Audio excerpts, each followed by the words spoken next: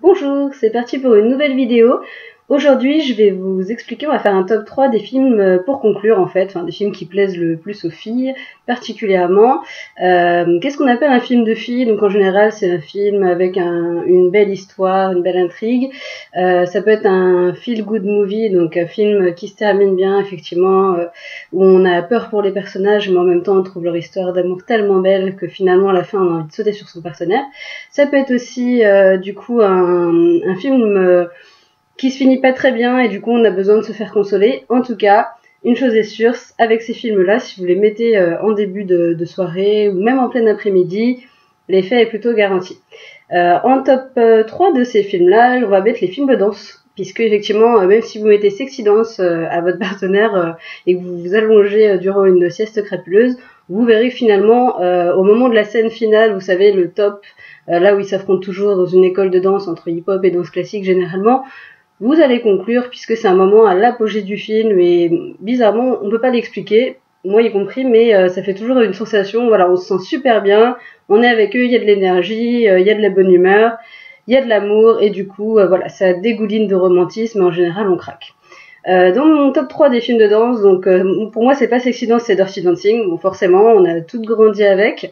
Je pense que ça parle à toutes les filles de la génération, voilà, de on va dire 25-35 ans au minimum. Il est sorti l'année de ma naissance, moi, ce film-là, et quand j'étais petite, je vouais un culte à Patrick Swayze, sans le vouloir, j'avais rêvé d'intégrer une école de danse et voilà, et de me faire enrôler par le prof. Après, ça a un peu évolué, hein, puisqu'effectivement, nos goûts changent et nos tops de beauté changent. Mais effectivement, c'est quelque chose qui a bercé, je pense, la plupart des nanas. Et c'est pour ça que ça marche, parce qu'au final, il y a un petit côté nostalgique, en plus du film de danse, et en plus du bad boy, mais qui a finalement du cœur et qui défend sa copine. Donc voilà. Bon, la scène finale, on s'en parle 2 secondes, quand Patrick Swayze soulève Jennifer Grey, tel un ange dans les cieux, voilà. Vous faites cette scène-là, effectivement, qu'on a pu revoir dans Crazy Stupid Love, qu'on a pu revoir avec Roman Duris et Vanessa Paradis aussi. Et effectivement, l'effet est garanti. Là, bon, vous n'aurez pas besoin de faire la scène. Si vous arrivez à la faire, vous êtes un héros. Mais même sans faire cette scène-là, à la fin, vous lui glissez un petit mot romantique, vous la prenez dans vos bras et en général, l'effet est garanti, même si la journée était difficile. Flashdance aussi, qui a pas mal, donc là c'est plutôt voilà, la nana qui cherche à s'accomplir et qui dépasse ses rêves, et je pense que ça parle parce qu'effectivement on a toutes des rêves comme ça un peu cachés, un peu inavoués, qu'on a dû mettre de côté pour grandir et puis pour prendre un travail un peu plus standard dans un bureau ou autre. Et du coup voilà, ça nous parle parce que cette fille-là qui vient d'un milieu pauvre, ouvrier, qui rencontre l'amour en la personne de son responsable en plus, qui plus est, qui est un petit peu sexy quand même et qui est plus âgé qu'elle. Voilà, ça nous parle et puis au final elle arrive à dépasser ses limites et à accomplir son rêve. Donc voilà, plein de bonne humeur à la fin, forcément on a la patate et on a aussi envie de construire, de faire des projets. Donc si vous devez aborder un thème important après un feel good movie comme ça peut être pas mal. Donc voilà pour les films de danse, la première catégorie de notre top 3. Ensuite, il y a une deuxième catégorie, vous avez tous les films qui parlent de mariage. Donc, vous verrez souvent Hugh Grant ou Julia Roberts d'ailleurs. Effectivement, bon là c'est le film par excellence, puisque quand vous êtes à un mariage, c'est là où vous êtes le plus encline finalement à vous faire draguer. Ça parle à toutes les filles parce que c'est pareil, la plupart des filles, alors c'est pas forcément toutes, hein, moi c'était pas mon rêve quand j'étais petite de me marier, mais ça nous parle quand même parce qu'on a tout l'espoir un jour de se marier, plus ou moins, et que voilà, il y a toujours des robes blanches, des beaux gâteaux, des mecs super bien sapés, et au final ça finit quand même toujours bien, faut se le dire, et avec des mecs super galants, super romantiques, qui vous tiennent la chaise, qui vous offrent des fleurs, et on manque un peu de ça dans notre génération, donc je sais pas si c'est un syndrome du prince charmant ou quoi, mais même si maintenant on est très indépendante et tout ça, quand on voit un film comme ça qui parle d'un mariage, qui se finit bien, et ben on se projette, et du coup vous allez pouvoir faire votre câlin assurément aussi, ou en tout cas aborder pareil ce moment de demander une faveur ou ce genre de choses, puisque on sera forcément de bonne humeur. Troisième catégorie, donc c'est plutôt les films de guerre. Film de guerre, j'entends, alors c'est pas forcément qui veut sauver le soldat Ryan, plutôt type Pearl Harbor, donc un film sur fond historique, avec des amants qui ont été séparés par la guerre et qui se retrouvent, et en général ces films-là sont très très romantiques aussi, puisque on reste à attendre finalement l'autre pendant toute la guerre, et on se retrouve à la fin de la guerre, Il y a souvent des gens qui meurent, il y a souvent beaucoup d'adrénaline aussi, et puis une partie très héroïque en fait. Donc c'est plutôt l'homme tel un héros.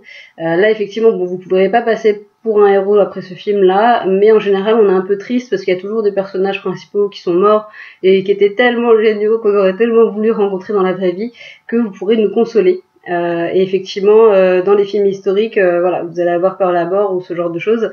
Je ne cite que lui, mais je pense que vous en trouverez vous-même. Évitez Inglourious Bastard, par contre, parce qu'en général, il faut quand même que ça soit un film un petit peu romantique. Et voilà, et du coup vous allez pouvoir séduire. Pourquoi les films de danse nous font ces effets-là, ou les films de mariage, ou les films historiques? Je pense qu'on prend beaucoup de recul sur nos émotions, on est toujours en train de prendre sur nous en fait, et c'est vrai qu'en tant que femme, on a tellement de défis à accomplir toute la journée, on doit être forte, on doit répondre, on doit être une maman parfaite, on doit être une femme parfaite, on n'a plus forcément envie de rentrer et de faire juste le ménage et la cuisine, donc on est dépassé par tout un tas de planification à faire dans notre journée, et c'est vrai que c'est une petite bulle, un petit confort, ça nous rappelle notre enfance, ça nous rappelle l'homme qu'on voulait, notre idéal en fait aussi, et ça nous permet de nous rapprocher de notre homme, puisque c'est des moments où voilà, soit on va être consolé, soit on va être rassuré, soit on va voir des personnes qui vont au bout de leurs rêves, qui se réunissent malgré les tempêtes, et du coup forcément beaucoup de bonne humeur, beaucoup de bonnes énergies, et on relativise beaucoup notre petit quotidien en fait vis-à-vis de ces choses-là. La bande son aussi est pour beaucoup, puisqu'en général vous avez des bandes son démentielles. Regardez juste la bande son avec Beyoncé sur 50 millions de degrés, ou la bande son même de Dirty Dancing 2 que peu ont vu, mais je vous assure que la bande son déchire, puisque Shakira a refait une reprise d'ailleurs avec le mec de Black Eyed Peas, donc ça vous permet effectivement de vous rendre compte et de vous dire que même si vous fermiez les yeux, finalement rien que le son déjà vous permettrait de conclure. Bon, après forcément il y a une histoire autour, c'est mieux, mais en tout cas voilà les bons plans. Si vous avez quelque chose à annoncer, si vous avez envie de faire de l'effet, pas forcément une demande en mariage, mais en tout cas de proposer un petit week-end, une visite rencontre chez les parents, ce genre de choses, ça peut être une bonne idée. Vous vous mettez dans le contexte, parce que y a pas que les bougies aussi. Là c'est tout simple, vous rentrez du travail, vous rentrez du week-end, vous mettez un petit film, déjà vous allez vous retrouver, et puis si vous arrivez à voir le film jusqu'au bout, vous allez voir qu'en général ça fait un effet bœuf, et c'est le final qui en impose le plus. Voilà. Donc j'espère que ces petits conseils vous ont aidé. N'hésitez pas à réagir, n'hésitez pas à commenter comme ça fut le cas sur mes dernières vidéos, ou à vous abonner juste ici, et moi je vous dis à très vite pour une prochaine vidéo.